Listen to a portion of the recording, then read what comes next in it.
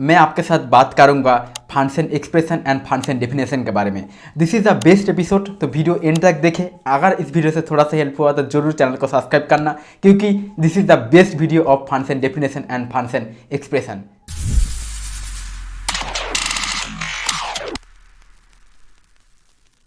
सो दोस्तों, function definition किसको कहते हैं, फंक्शन डिक्लेरेशन किसको कहते हैं, ये जानना काफ़ी ज़्यादा इंपॉर्टेंट है। तो यहाँ पर कुछ डेफिनेशन है, आप जरूर ध्यान से सुनिए। मैं इसको हिंदी में बोल दूंगा, ओके। इंग्लिश में तो लिखा है।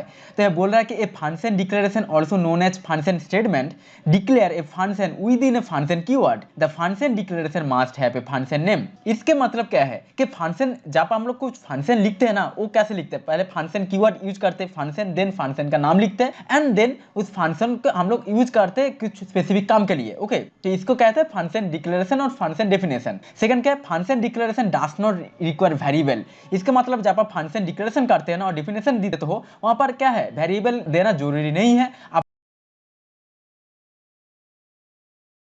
कि दे आर स्टैंडर्ड, मतलब कि खुद काम कर सकते, आप उसको कॉल कर सकते, जब फंक्शन का कॉल करेंगे तो खुद काम कर लेगा, उसको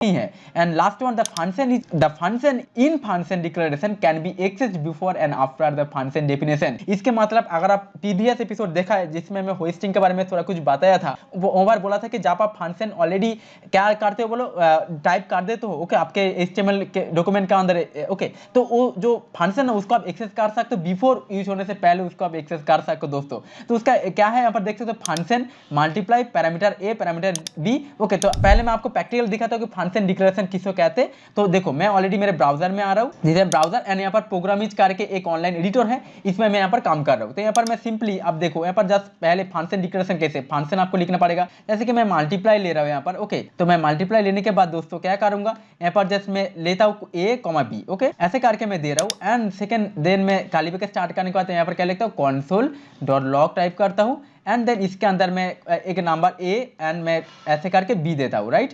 एंड उसके अंदर मैं दे रहा हूँ 3,3, ओके। एंड मैं अगर मैं रन करता हूँ तो मुझे यहाँ पर दिखा रहा है क्या, 9। तो दिस इज फंक्शन डिक्लेरेशन और डेफिनेशन, क्योंकि आप फंक्शन कीवर्ड टाइप करते हो एंड देन उसके बाद मल्टीप्लाई फंक्शन का नेम एंड देन उसका पैरामीटर आप दे भी सकते हो, नहीं भी दे सकते हो। तो मैं A B दिया हूँ एंड A B का काम क्या है, वो मल्टीप्लाई करेंगे एंड यहाँ पर मुझको रिजल्ट दे रहा है, okay, 9। This is the function definition, okay. अगर आप देखेंगे यहाँ पर ऐसे बोला कि फंक्शन डेफिनेशन में फंक्शन कीवर्ड आपको देना पड़ेगा, देन फंक्शन का नाम यहाँ पर देना पड़ेगा दोस्तों, ओके।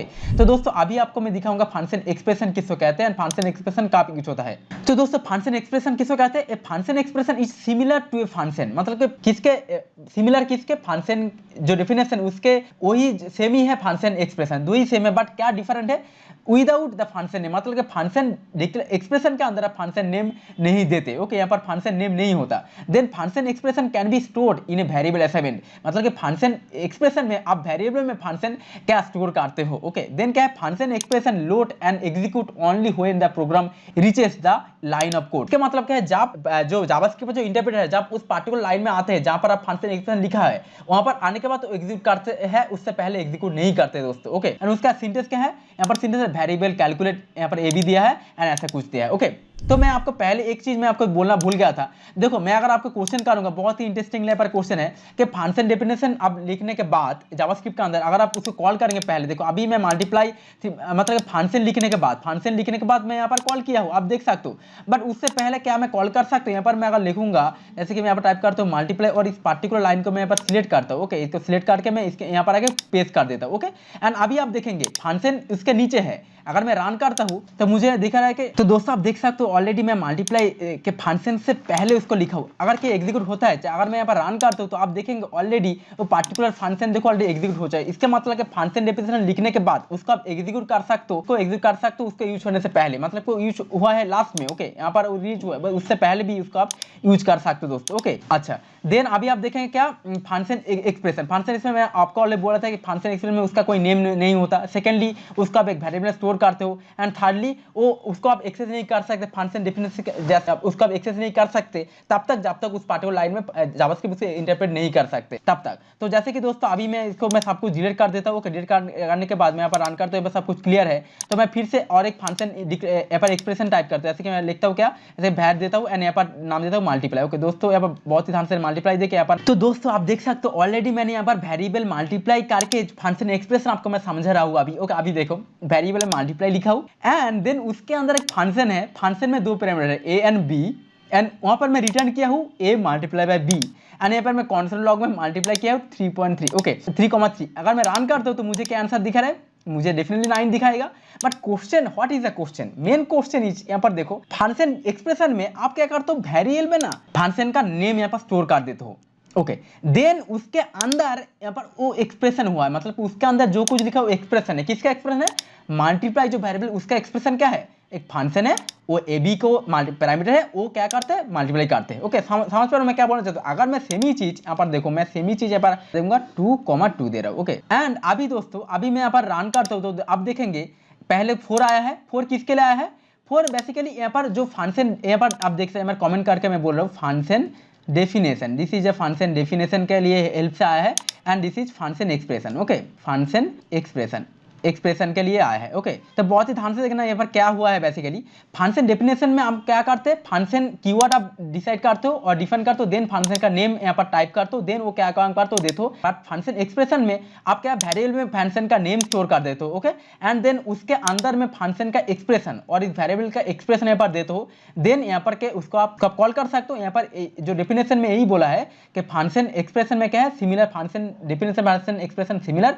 बट डिफरेंट इज क्या है कि वहाँ पर कुछ इसी का नाम नहीं है, फंक्शन का कोई नाम नहीं होता बेसिकली। ओके यहाँ पर देख सकते हो फंक्शन का यहाँ पर कोई नेम ही नहीं है, फंक्शन जस्ट यहाँ पर टाइप किए हो पर उसका कोई नेम ही नहीं है दोस्तों। Okay this is the important things and function expression can B store in a variable assignment. इसका मतलब है फंक्शन देखो एक वेरिएबल में स्टोर किया गया है। Okay and this is the some things. Okay यहाँ पर आप यहाँ पर अगर आप मैं नोटिस करूँगा देखो यहाँ पर फंक्शन लिखने से पहले अगर मैं MP देखो यहाँ पर MP करके जस्ट मैं यहाँ पर दे रहा हूँ जैसे कि मैं 5 यहाँ पर 25 आएगा। मैं अगर रन करूँगा देखो 25 क्यों है, क्योंकि ये पार्टिकुलर उसका यूज कर सकते हो बिफोर एग्जीक्यूट से पहले।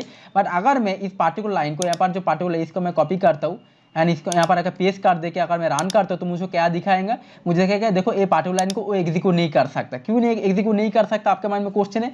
बिकॉज जो सब दिस इज वेरी इंपॉर्टेंट, क्योंकि फंक्शन एक्सप्रेशन में क्या है जो जब लोड होता है ना तो एग्जीक्यूट कब होता है, जब इंटरप्रीटर मतलब कि जब तक इस पार्टिकुलर लाइन में नहीं आता, जावास्क्रिप्ट जब इंटरप्रेट नहीं करता तब तक इस पार्टिकुलर लाइन वो एग्जीक्यूट नहीं करते। इसको अगर आप पहले लिख देंगे ना जैसे कि मैं उसको एग्जीक्यूट नहीं कर सकता। This is the normal things. Okay तो फंक्शन एक्सप्रेशन फंक्शन डेफिनेशन में तो दोस्तों अभी मैं आपको दिखाऊंगा what is the biggest difference. तो this is the table difference, ये टेबल में किया हूँ। यहाँ पर पहले पॉइंट क्या क्या है देखो दोस्तों, पॉइंट में पहले बोला है कि सिमिलरिटी, पहला क्या सिमिलरिटी है, फंक्शन डिक्लेरेशन में क्या है आपको फंक्शन क्या है देखो यहाँ पर बोला है कि function declaration must have a function name.